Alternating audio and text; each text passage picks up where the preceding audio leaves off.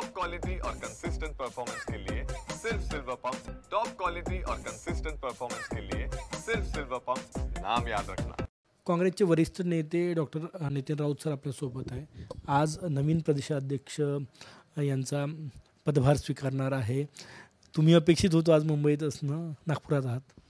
खरं म्हणजे माझ्या शुभेच्छा आहेत सन्माननीय हर्षवर्धन पाटलांना की त्यांची आज प्रदेश काँग्रेसच्या अध्यक्षपदी नव्याने निवड झालेली आहे। मला सुद्धा जायचं होतं त्या कार्यक्रमाला, परंतु काही व्यक्तिगत कारणास्तव मला जाता आलं नाही। परंतु मी त्यांना आश्वस्त केलं आहे की मी त्यांना संपूर्णपणे सहकार्य करेन। महाराष्ट्र काँग्रेसची आत्ता चांगली स्थिती नाही। या विधानसभा निवडणुकीचे निकाल आपण बघितले तर तिसऱ्या चौथ्या नंबरची मतं मिळाले।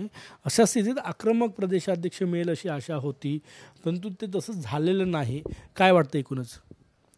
नाही, असं म्हणता येणार नाही। अनेकदा नवीन लोक येतात आणि चांगलं काम करून जातात, याचे अनेक उदाहरणं या ठिकाणी आहेत। आणि आजच्या वर्तमान स्थितीतले जर उदाहरणं आपण बघितलेत तर अनेक राज्यांचे मुख्यमंत्री हे नवखे भारतीय जनता पक्षांनी केलेले आहेत आणि ते काम करत आहेत।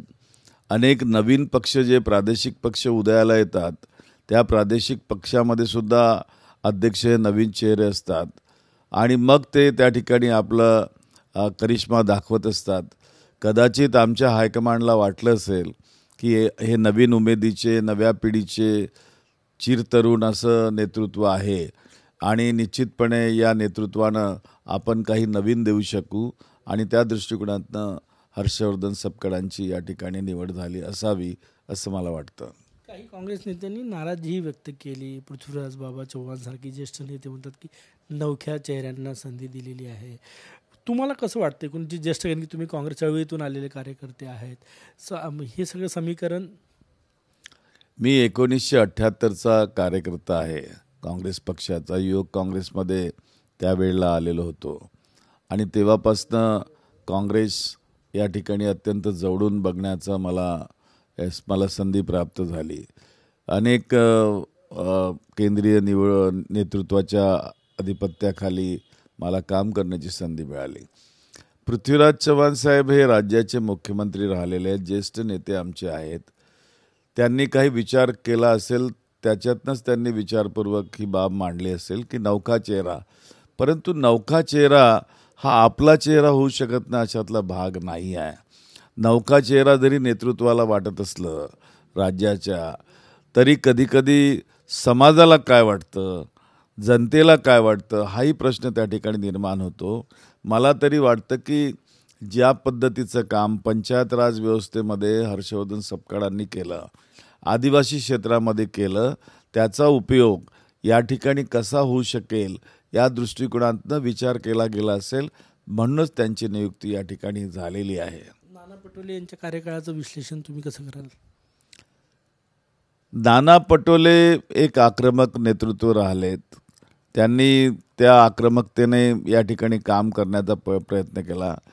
त्यावेळेला सत्ताही होती सुरुवातीच्या काळामध्ये आणि सत्तेतनं आम्ही जस्ट बाहेर पडलो आणि बाकीच्या भानगडी या ठिकाणी झाल्यात। त्याचं तुम्हाला माहितीच आहे की कशा पद्धतीनं प्रादेशिक पक्षांना हायजॅक करण्याचा प्रयत्न या ठिकाणी झाला, तोडफोड करण्याचा प्रयत्न झाला, कायदेशीर लढाया होत्या।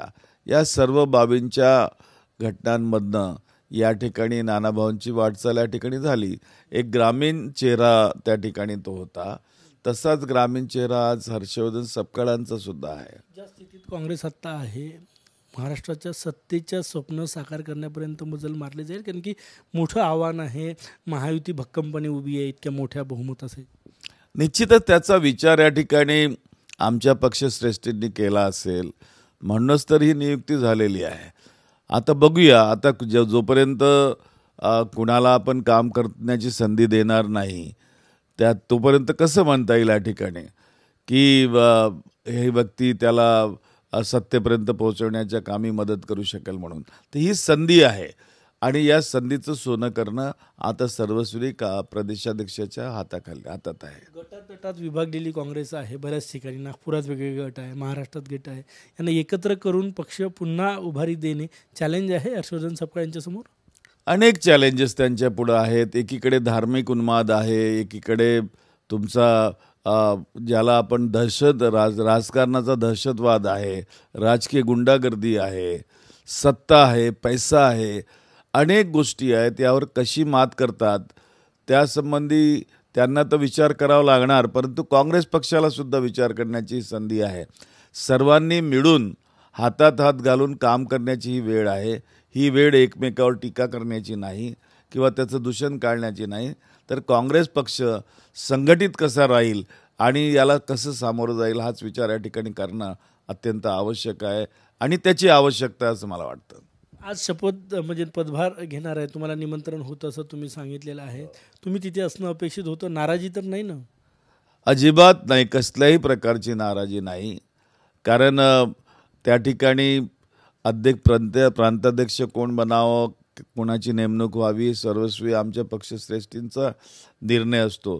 आणि मी एक डिसिप्लिन कार्यकर्ता आहे काँग्रेस पक्षाचा आणि त्यामुळं माझी निष्ठा पक्षासोबत असल्याकारणानं, माझी निष्ठा संविधानाच्या सोबत असल्याकारणानं, विचारांच्या सोबत असल्याकारणानं या विचाराच्या लढाईमध्ये, कारण दोनच विचार या ठिकाणी आहेत असं आमचे नेते राहुल गांधी सांगतात की एक RSS BJPचा विचार आणि दुसरा काँग्रेस पक्षाचा विचार जो संविधानाचा विचार आहे, त्या लढाईमध्ये लढण्यासाठी आम्ही कटिबद्ध आहोत. खूप धन्यवाद. कॅमेरामॅन साईसह गजानन उमाटे, TV9 मराठी, नागपूर.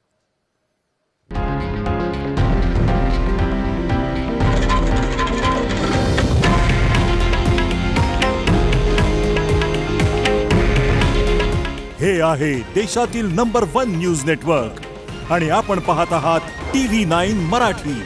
काळजी तुमची, हित महाराष्ट्राचं.